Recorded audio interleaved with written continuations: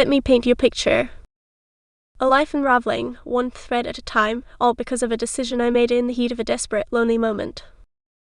My name is Taylor, I'm 31, and if you had asked me just a few months ago, I would have told you I was happily married, raising 2 incredible kids, and somehow balancing the chaos of family life with a sense of contentment. Looking back, it's almost funny how naive I was. Grant. My husband, the rock, the spreadsheet wizard, the man with a plan for everything. He always said my spontaneity was charming. He'd smile, ruffle my hair, say, "There she goes again," as if my wild ideas were cute little storms he could just weather. We've been together 8 years. Grant is 38, the reliable one, the kind of man who knows the app on his credit card by heart and has color-coded folders for every bill. Me? I'm the daydreamer. The rule breaker, if I'm being honest. We have 2 kids. Landon, 6, who never stops asking questions, and Chloe, 3, with curls that defy gravity and a laugh that fills the whole house. When Chloe was born, Grant told me to stay home. Don't worry about work, Tay. I make enough for all of us. So I did what so many women do. I put my career on a shelf and poured myself into the kids. I won't lie, sometimes I wonder what my life would look like if I pushed back, insisted on keeping my own income, my own space. But it was easier, then, to let Grant take the lead. He had the sacred emergency fund, his golden egg. He treated it like the very heart of our security. For real emergencies, he said. Not shoes, not spot days, not last-minute getaways. Hospital bills, car breakdowns, things that really matter. I always nodded, but deep down I was already picturing all the ways that money could make life brighter, just for a little while. I can remember the day everything changed so clearly, it's like a scar I can't stop touching. The kids were napping, the house finally quiet, and I was scrolling through Instagram, watching all these perfect families posing at Disney, on cruise ships, holding those ridiculously expensive cocktails with the mini umbrellas. I felt invisible. My world was small. A living room cluttered with toys, a kitchen table spattered with finger paint, my hair always in a knot, my body always tired. I convinced myself I deserved a break. The kids deserved a break. Why should I always be the martyr, the one who sacrifices every single dream for the sake of being responsible? Landon had been asking to go to Disney World for months. Chloe's eyes would light up whenever she saw the princess commercials. Something snapped inside me. In that moment, I wasn't a responsible adult. I was just a woman drowning, aching to come up for air. So I did it. I opened the emergency fund app on my phone and transferred just enough for plane tickets. I told myself it was just a little. No harm done. But then I started thinking about hotels, theme park passes, matching family t-shirts, the meals, the photos. It was like a dam breaking. By the time I finished, I'd spent nearly $9,000. $9,000.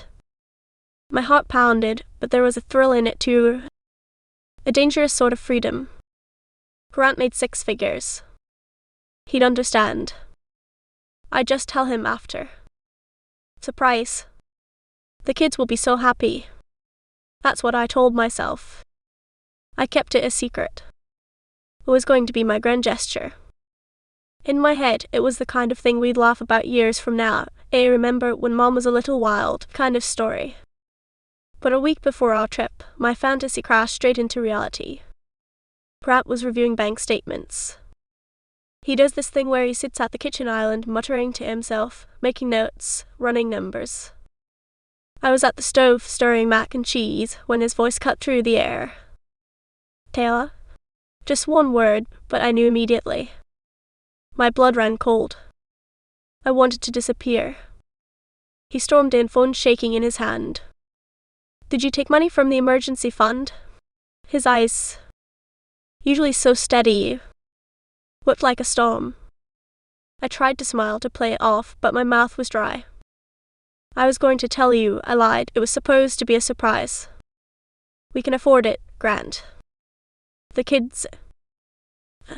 He cut me off. That money was for emergencies, Taylor. Real emergencies. Not this. His voice was controlled, but I could feel the anger, the hurt, the betrayal. I tried to argue, to explain how badly I wanted this for our family, how much I needed to feel alive again. It's not about the money, he finally said, and that hurt more than if he'd screamed. It's about trust. You went behind my back. He shut down after that. I slept on the couch that night, staring at the ceiling, rehearsing 100 apologies in my head. The next morning, he cancelled everything. The flights, the hotel, the magic, all gone with a few clicks. He called the bank and locked me out of the accounts. It felt like a punishment. I told him he was overreacting. He just stared at me, a stranger in his own home, and said, "You really don't get it." A week later, he packed a bag. No big speech, just, "I can't do this anymore." I thought he'd come back. I waited, making excuses to the kids. But he didn't return. 2 months have gone by, and I haven't heard a word except for emails from his lawyer. I'm still here in this half-empty house, trying to hold everything together. The silence is heavier than I ever imagined.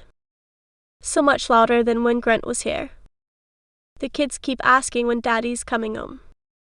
I tell Chloe he'll be back soon, sweetie, but the lie tastes bitter. Landon's already figured out something's wrong.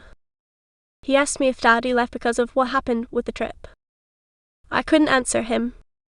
The guilt is suffocating. Grant's still paying the mortgage and utilities, but everything else, groceries, gas, diapers, is up to me now. I've started selling our old things online, trying to scrape together enough for dinner, enough to keep the lights on. I called Grant once, left a voicemail telling him the kids missed him, begging him to at least visit. He never replied. Not even a text. His lawyer, though, she's relentless. Papers, emails, just following up calls. I feel like I'm being pecked to death by a flock of crows. The worst part, I still don't know if I did anything wrong. Was it so terrible, wanting my family to have a memory worth keeping? Am I just the reckless wife, the foolish woman who can't handle responsibility? Or am I a mother who fought for a little magic in her children's lives? Sometimes I think about signing the separation papers just to be free from this purgatory, but I can't bring myself to do it. Not yet. Then, a few weeks ago, everything shattered. I heard a knock at the door and opened it to find a stranger. I process server, with divorce papers in hand. My heart stopped. I told myself Grant would calm down, that this was just a rough patch, that he'd come home. But the letter in my hand said otherwise: division of assets, joint custody, no hint at reconciliation. I felt myself shrinking, smaller and smaller, until I was nothing at all. That night, my debit card was declined at the grocery store. I stood in line, 2 kids tugging at my jacket, while the cashier whispered, "I'm sorry, it's not going through." The humiliation burned. I had to put everything back, one item at a time, while strangers watched. That's when I finally understood. Grant wasn't coming back to save me. Maybe he never was. I spent so many nights reliving that last argument, wishing I could turn back time. But I can't. I'm waking up now, little by little. I'm looking for work. I'm learning how to pay bills. I'm holding my kids at night and promising them, and myself, that we will make it through this. I may have made a mistake, but I am not a villain. I am a mother, a survivor, and even if my story isn't the fairy tale I hope for, I'm not done writing it yet. If Grant ever comes back, maybe he'll see that. Maybe he won't. But I'm here, standing in the ruins, refusing to be ashamed for wanting a little magic. I'll keep picking up the pieces, one stubborn, hopeful day at a time.